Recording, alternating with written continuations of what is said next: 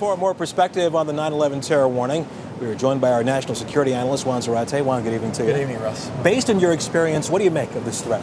Well, it's very hard to read at this point. I think the lack of corroboration of this very specific and credible threat can be read different ways. Intelligence is often more art than science. But I think we have to remember the context here. Authorities are worried that Al-Qaeda would try to attack on 9/11 based on what we saw in the compound that bin Laden was found in.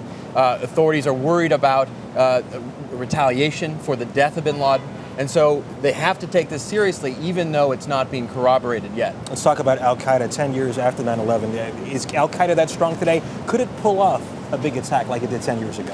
Much less capable of doing a 9/11 style attack. Al-Qaeda core has been decimated, it's weakened, its finances constricted, morally, theologically much less relevant and popular throughout the Middle East. But the problem is you have the rise of affiliates, groups like Al-Qaeda in the Arabian Peninsula and Yemen, that present now a threat to the United States. We remember the underwear bomber, the failed attack on Detroit.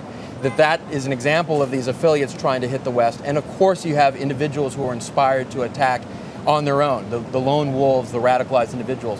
All of that is part of now the new threat landscape that we have to worry about. Very quickly, Juan, a lot of Americans are asking today, are we safer today than we were 10 years ago? What do you think? Absolutely, we have to remember not only that we're safer today, but that we've had a decade of disrupted plots, a decimation of Al-Qaeda itself, and a much weaker Al-Qaeda enemy today than on 9/11. Okay, Juan Zarate, as always, thanks a lot. Thanks, Russ.